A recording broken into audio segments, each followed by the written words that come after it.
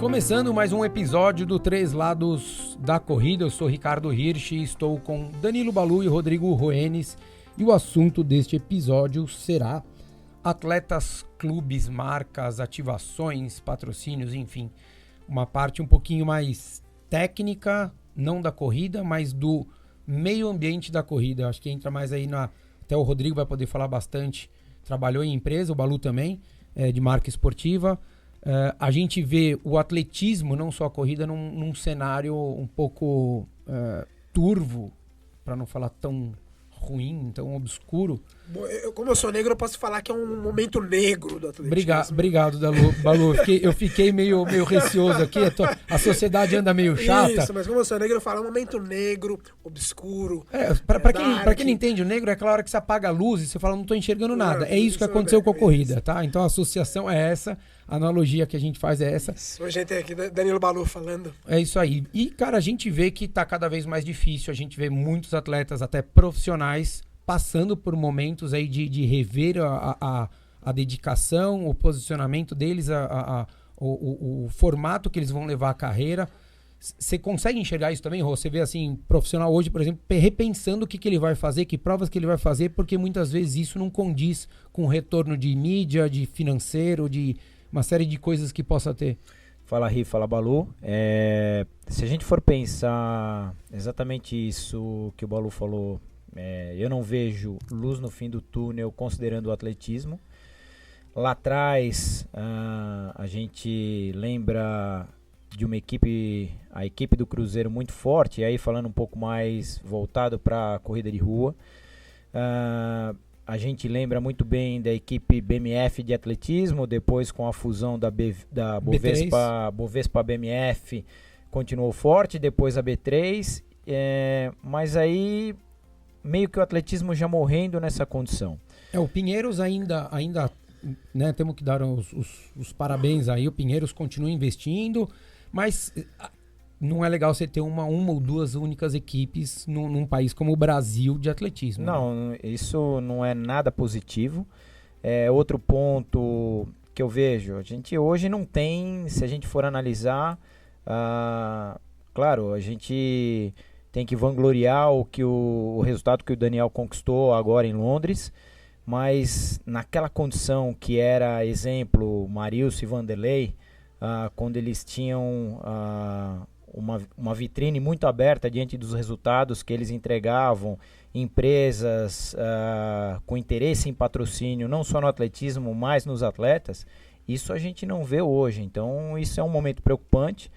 Num primeiro momento, a gente vendo esse desaparecimento de alguns clubes e a condição de alguns atletas, a gente sabe, uma condição um pouco mais limitada de buscar um patrocínio, um apoio para se manter no esporte. Então,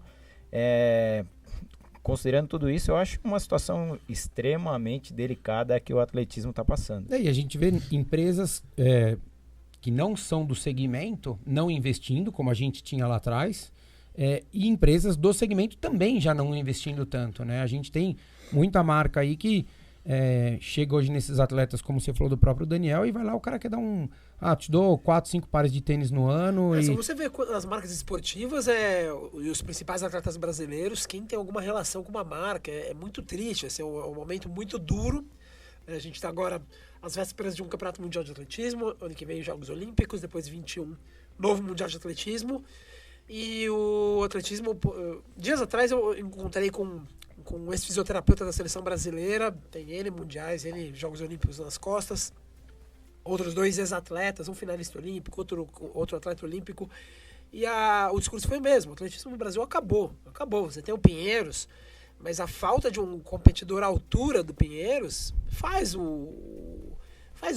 a pessoa relaxar, né? Então, se você consegue ser campeão brasileiro, consegue dominar seu país, sua região, sem estar a 100%, para que você vai ficar a 100%, que é tão duro, tão desgastante? Você relaxa o corpo. E como você vai competir com o povo lá fora se você está relaxado? Não é um problema com o Pinheiros, é um problema É o cenário nacional. nacional. É o problema nacional do atletismo. Então o atletismo, gente, é muito grave a situação. É muito, muito, muito grave. Para mim, o atletismo profissional brasileiro está falido, está dormindo, não vou dizer que morreu, mas está sob aparelhos. Eu acho que a gente está dependendo, acho que de conquistas, de lampejos, como o próprio Daniel em Londres, Daniel Chaves. Daniel, daí na pista você vai ter um salto triplo, revezamento 4x100, masculino e feminino. O Daniel, né, voltando a falar do Daniel na maratona, você não vê muitas saídas, arremesso de peso masculino, mas é tudo lampejo. Não vamos deixar de dar os méritos, né? Até o pessoal do revezamento do 4x100, campeão mundial, enfim. Excelente, mas a gente não pode se basear nisso para falar que a coisa tá indo bem. Esses caras são guerreiros, são sobreviventes de um cenário tenebroso que a gente... Todo mundo tendo que sair do país para treinar, para competir, porque não tem como ficar aqui, não tem. E aí acho que se a gente pegar todo esse grupo, aí não vão dar 10 pessoas. Um pouco mais, tem os 2 revezamentos, peso, triplo, Daniel... Quantos ali tem algum apoio de empresa esportiva? Duvido apoio que não, mais... né? Vamos explicar o que é esse apoio. Isso, apoio e patrocínio, coisas distintas. Exatamente. Eu chuto, tá? Não parei pra fazer as contas. Eu chuto que metade não tem nada, cara. Metade não tem nada. Com certeza. É uma situação muito, muito triste. Muito triste. Você acha que é um ciclo que se... meio... O que veio antes, o ovo, a galinha? Porque é a falta de investimento... também no profissional, porque é óbvio que a gente vai falar, tem que fazer a base, né? Tem que fazer incentivar a molecada, da quantidade vem a qualidade, a gente já sabe disso tudo. Mas não adianta, a gente também tem que dar para essa juventude um exemplo, né? Então eu sempre parto do princípio que tem 2 caminhos para você fazer. Então a educação é a mesma coisa, você vai investir em construção de escolas, em professores que tenham uma capacidade para educar aquelas pessoas que vão estar ali, mas você também tem que mostrar que quem passou por aquilo tá bem, tem uma solução. Como é que hoje você vai alimentar o sonho de uma criança de 15 anos de idade, 14 anos de idade, sendo que você mostra para ela que qualquer um cara que corre 10 mil, 5 mil, 3 mil, 400, maratona, tá com dificuldade de pagar a conta, tem pouco dinheiro, pouco apoio. Como é que você vai estimular essa criança a querer continuar? Não sei quantas pessoas já falaram isso, mas é falta de projeto, né? Eu sempre fui pessimista com a situação dos Jogos no Rio. Né? Em 2016, as pessoas, agora vai, né? Os Jogos Olímpicos no Brasil agora vai virar potência. Eu nunca comprei essa ideia, sabia? Nunca comprei.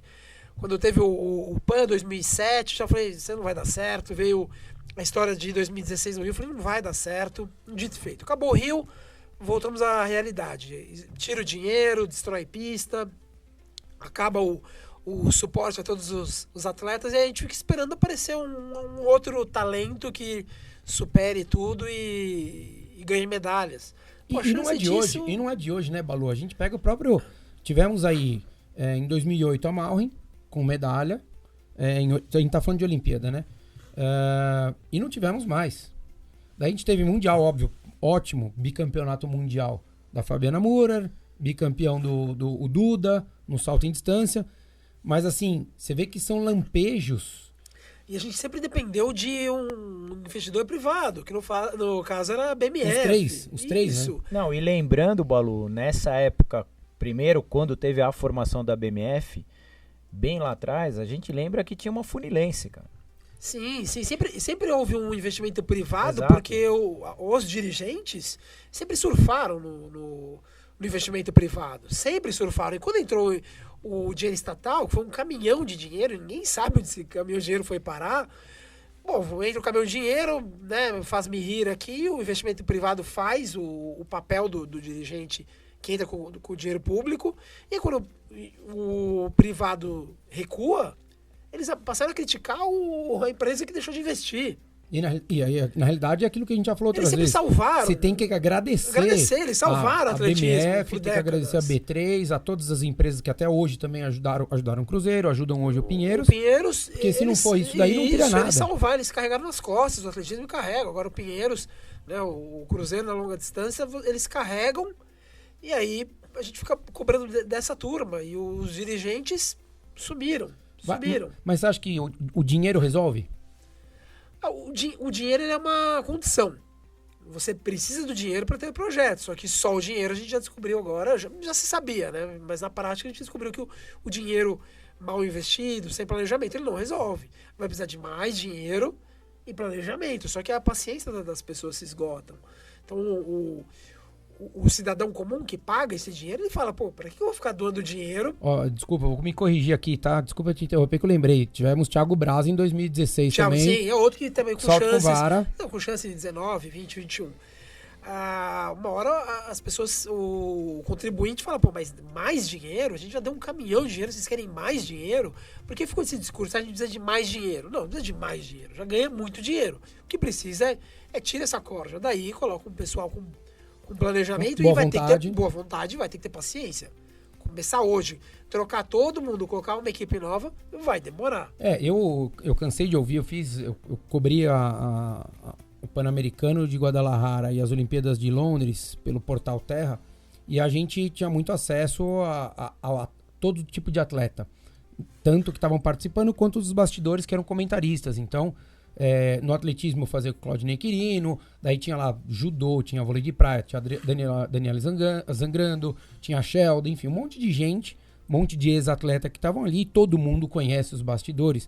E a gente via que, na realidade, o que acabava acontecendo é que muita gente veio me questionar, pô, mas o atletismo é a modalidade que mais teve investimento. Aí você fala, tudo bem, é o que o Balu falou, tinha dinheiro. Só que também tinha muito dinheiro, porque também tem 24 provas para os homens, 23 para as mulheres. Para você diluir esse investimento em 47 provas, teoricamente, tem que ser um caminhão de dinheiro. Só que se esse caminhão de dinheiro não for muito bem investido, esquece. Não tem marca esportiva, ou empresa como na época era a BMF, ou a Bovespa junto, ou já o Pinheiros, acho que ainda tem a 3M, né? Que, se eu não me engano, acho que ainda tá junto com eles, né? Acho que é 3M. 3M, né? Mas a gente vê que tem uma rotatividade até de marcas esportivas. Essa falta de continuidade, Rô, o que você acha, cara, das marcas esportivas ligadas ao alto rendimento? Cara, o que tem que acontecer, cara? Não, eu vou te falar, Rick, eu não sei se a gente pegar o atual momento, se de repente para eles acreditarem e fazerem um trabalho de parceria, como foi, dando um exemplo, como foi Nike Marilson, Nike Vanderlei por muitos anos e até hoje, depois que eles pararam, eles dando continuidade a essa parceria, só que de uma outra forma, eu acredito que hoje determinada empresa, se a gente considerar de marca esportiva, primeiro, o que ela quer? Acredito eu que ela quer analisar ali o longo prazo, sei lá, mas quantos ciclos olímpicos determinado atleta pode estar, aquele que está dando resultado hoje pode estar presente em Jogos Olímpicos, para a gente pensar em trabalhar uma parceria a longo prazo. Se esse atleta não tem um histórico de resultados positivos no passado, eu acredito que seja dessa forma. Eu não sei até que ponto, quando a gente fala de marca esportiva, nas grandes marcas, o quanto que a marca no Brasil ela é independente para abraçar um atleta e fazer um trabalho de parceria, ou se vem ordem de fora, de repente uma ordem de fora de análise, porque lá fora é completamente diferente. Então eu acredito que hoje a gente está literalmente refém de uma condição de aparecer um atleta, começar a dar resultado, como de repente surgiu o Marilson, e a marca acreditar nesse atleta. É muito difícil hoje você trabalhar, acredito eu, um patrocínio pontual. Ou seja, o atleta classificou, vai estar em Tóquio 2020. Talvez para uma empresa isso é muito pouco. Fala, cara... Mas por outro lado também tem a vantagem de, quando eu vou lá, vou com o Marilson, por exemplo, eu tiro o atravessador. Porque se eu vou lá e entro numa confederação, eu tenho um monte de dirigente. É verdade. Eu falo, bom, já vou direto na estrela ali, na cereja do bolo, que é o Marilson. Você pode criticar, né? Não, pô, mas aí é um pouco de imediatismo, um pouco de oportunismo. Eu confesso que eu entendo esse tipo de argumento, mas quando você olha o passado e vê, pô, vou colocar dinheiro, e aí é literalmente um caminhão de dinheiro numa confederação, sabendo que vai ter toda a bagunça, vai ter dirigente que se afasta por denúncia de corrupção, você tem dirigente que é afastado por denúncia de corrupção. Fala assim, bom, então deixa eu ir para a parte do atleta, que aí eu faço uma negociação mais pessoal, né, mais direta, sem atravessador, porque o nosso histórico como falta de planejamento e falta de eficiência é enorme.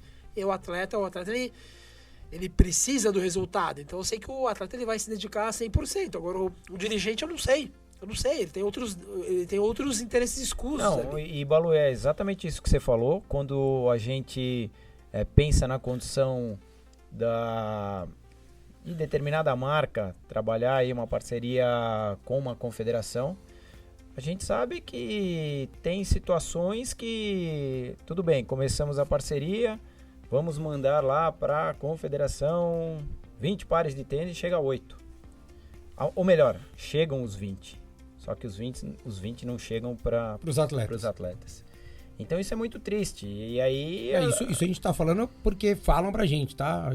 Exatamente. É a história que se conta antes que alguém fale que a gente tá acusando alguém. Isso daí é o que a gente ouve, como a gente já viu, por exemplo, até uma própria Jade da ginástica olímpica, quando foi pra Londres, ela tinha patrocínio pessoal de um banco e a confederação era patrocinada por outro, e daí eles cortaram ela dela ir pra Olimpíada, sendo que ela durante um tempo ela recebia uma parte da Bolsa Atleta, ela tinha que devolver uma parte do dinheiro para a confederação.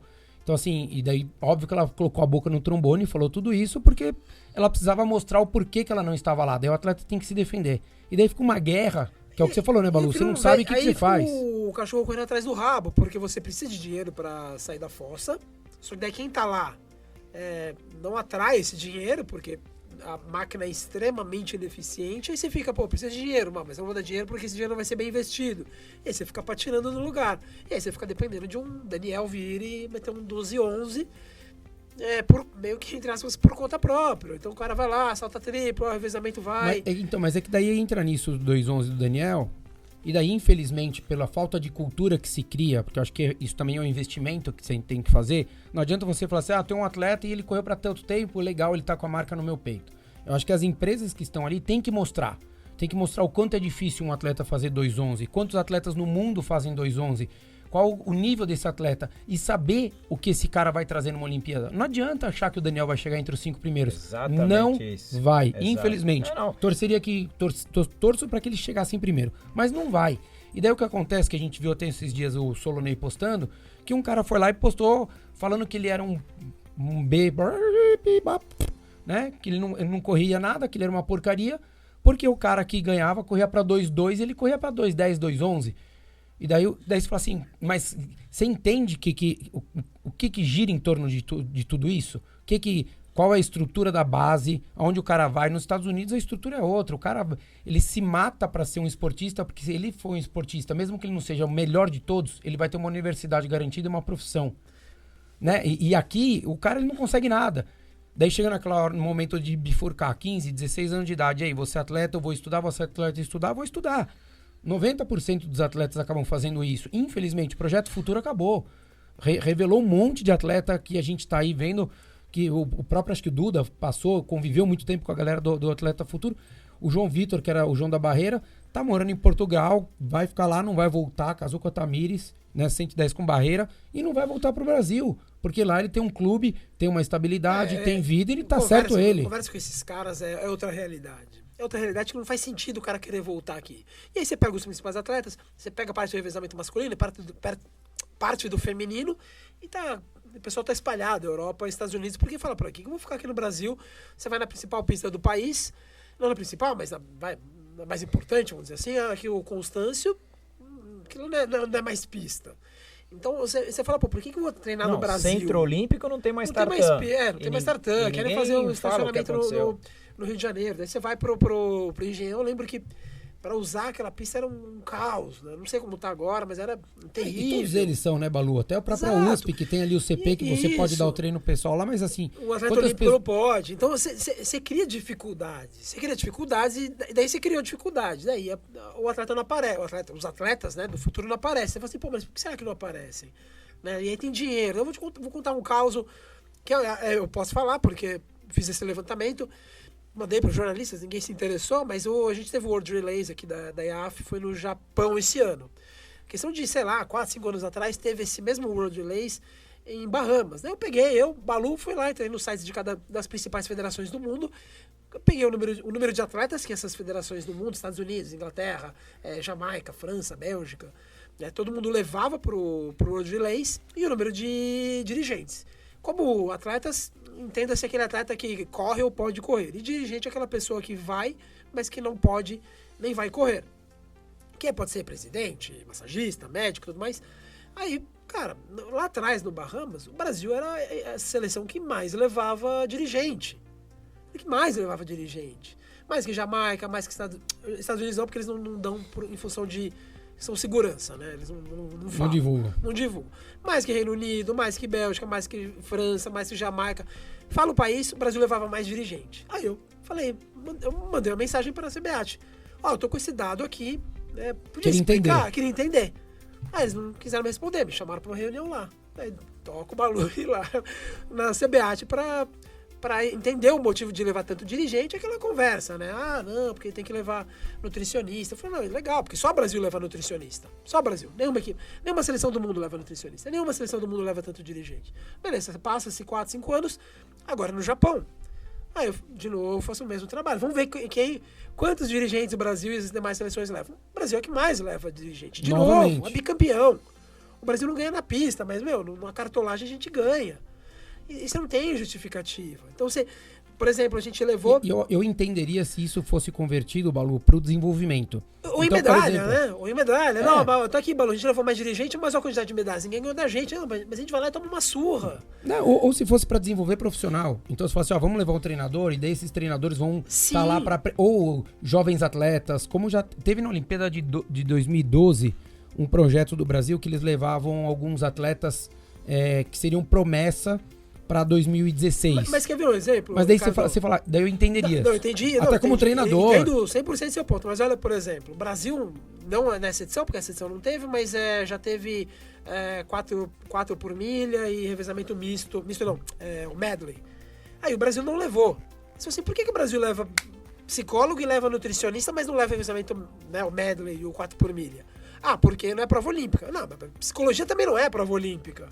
Eu falei, gente, nutrição não é prova olímpica. Você leva um nutricionista, mas você não leva um atleta.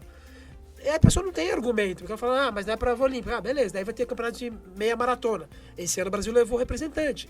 2 anos atrás o Brasil não levou representante. Por quê? Porque não é prova olímpica, mas toca levar o massagista pro Mundial.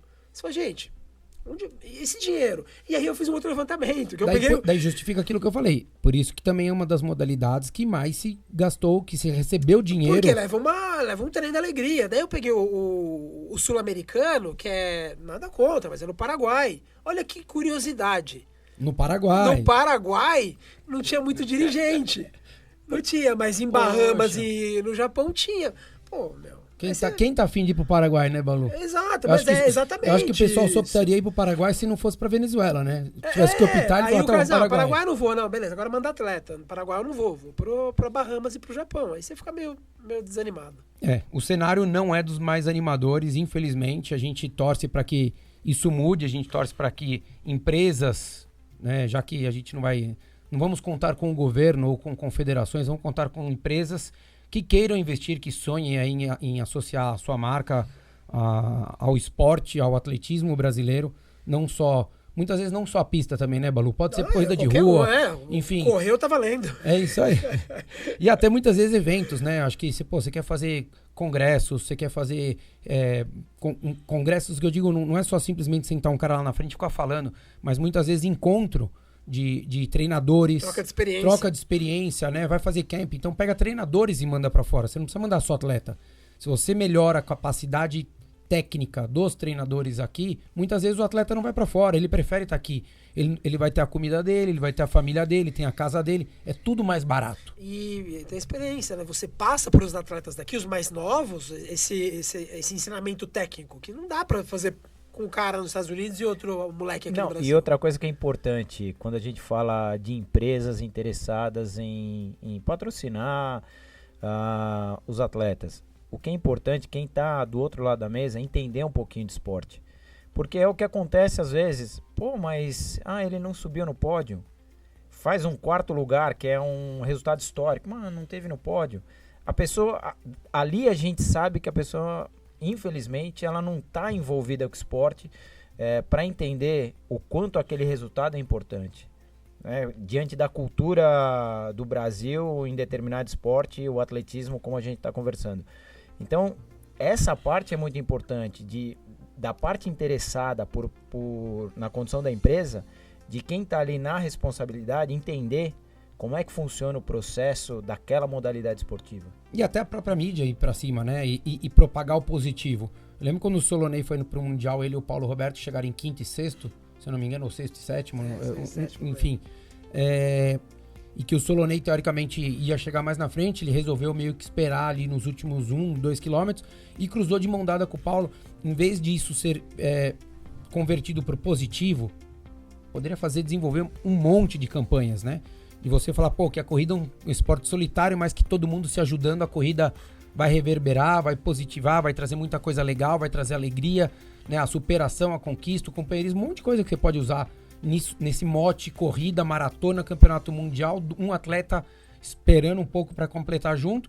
E na realidade, isso saiu um tiro pela culatra, que um monte de gente foi lá e cornetou e meteu a boca, falando que era um absurdo, que o cara tava no Mundial, que ele não podia esperar. Tava passeando. Que ele tava passeando, como se ele fosse ganhar a prova. Ele sabia que ele não ia chegar no quarto colocado. Essa condição que você tá falando, Ri, a gente viu isso há um ano retrasado no Havaí, quando o Igor e o Vinhal cruzaram a linha de chegada. Não era o meio no Mundial. Cara, o que vai mudar? Não é primeiro e segundo ali? E essa imagem reverberou muito mais no mundo de 2 brasileiros cruzando junto. Afastados. Do que afastados. Porque, óbvio, daí ia ser o primeiro, que nem o Vinhal, o primeiro negro a conquistar a vaga no Mundial do Havaí. Mas foi o primeiro negro brasileiro que cruzou com outro brasileiro juntos. Fala, cara, isso tem muito mais força, tem muito mais apelo. Então, acho que também falta um olhar positivo. Tanto da mídia, eu acho que até quanto das pessoas. Por mais que a gente cobra, óbvio. O povo tem que ser educado, né? Tem que ser educado. Todo mundo, né? Não é povo. Não, povo todo brasileiro. mundo. Eu, Balu, né? O cara que tá aqui... diretor de empresa, presidente de empresa, o cara que trabalha na cozinha, na faxina, todo mundo tem que respeitar isso daí. E eu acho que com certeza o esporte só tem a ganhar se isso acontecer. Galera, é isso, falamos bastante agora. Obrigado, valeu Balu, valeu Rô. Um abraço, GT. Valeu, Balu, um abraço, Ri. Valeu, gente, um abraço.